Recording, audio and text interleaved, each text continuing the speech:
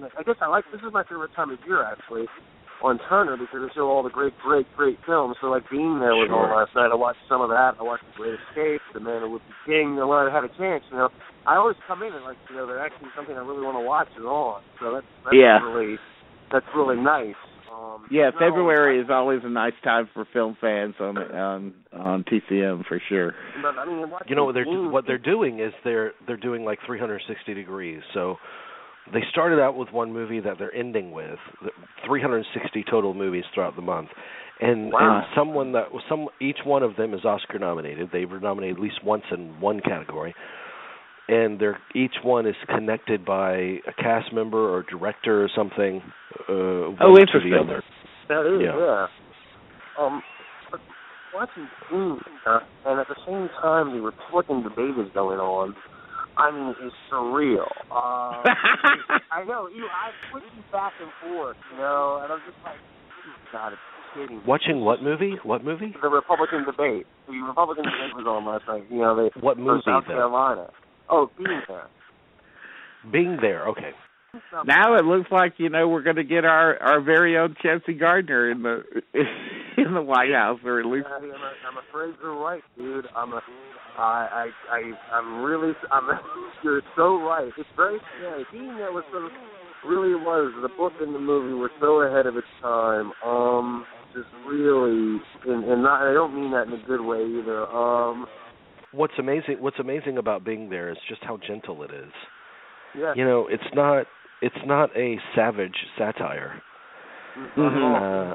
which I think is totally reflective of the man that made it. As he's a very gentle soul. Yeah. What I love about Being There? I love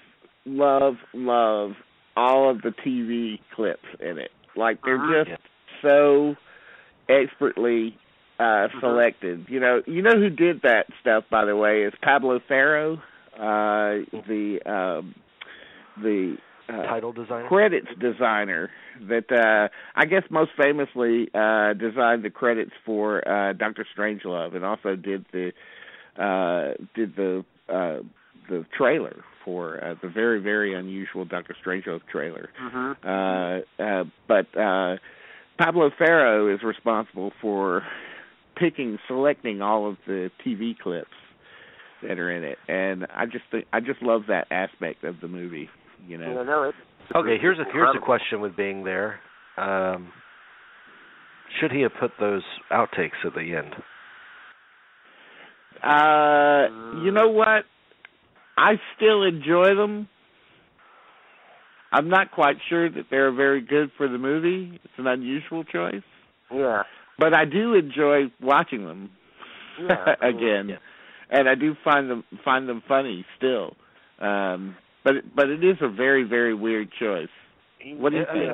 If I were Peter Sellers, and I think he did feel this way, it felt like a slap in the face, because that movie, and particularly with that performance too, it creates such a trance, and just the notion of putting outtakes at the end of it, just is so disrespectful of that magical trance of the movie. Right. But you could argue in another way for it. You could argue that it gives you kind of a look at the sort of the master behind the curtain in a kind of a way. Mm-hmm. Like it makes you realize, what a terrific job he did at creating that sort of odd cadence to Chelsea Gardner's way of speaking and attitude, and sort of washed out of any kind of real emotion and everything. So there's just something about it that I don't know, that kind of clues you in on the humanity of the actor, and so you could argue it both ways.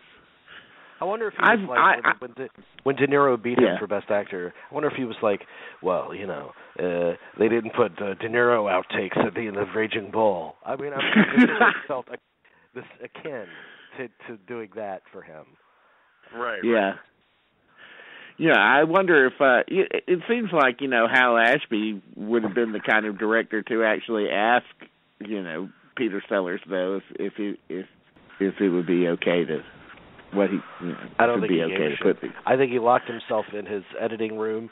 He didn't let anybody watch anything until he was damn ready. And once they did watch it, he was firm in his belief of what he did, the choices that he made. Right.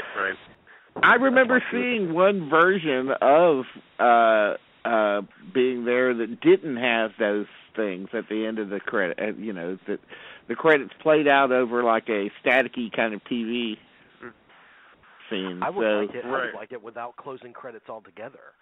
I would like it. Life is a state of mind, and the umbrella thing, and then it goes to black, and that's the end. I mean, wouldn't that be great? Oh my God. Wouldn't that be great if movies could do that again? I've always said that if I was going to make a film, that I would try and have all the credits at the beginning of the movie somehow, some way, and so that I could just have the ending come in and just flip on the lights, and then that's it. Yeah. Or no the end, no nothing. Sit and stew in it for a while. It's right. I would like to see somebody do that. By the way, I mean it seems like some indie filmmaker could do that. When did that bring back what? That from the because it was all older movies. It just says the end. And it's very right. rare. I mean, you might have like a cast list at the end of movies like up until the 60s, I'd say, up until the maybe the mid to late 60s. Right. They were still ending movies like that, and then even up until maybe you could even go a little further into the 70s. When the 70s came in, they started having end credits that might last 30 seconds. And then sometimes you still see movies like certain Cassavetes movies just end with no credits.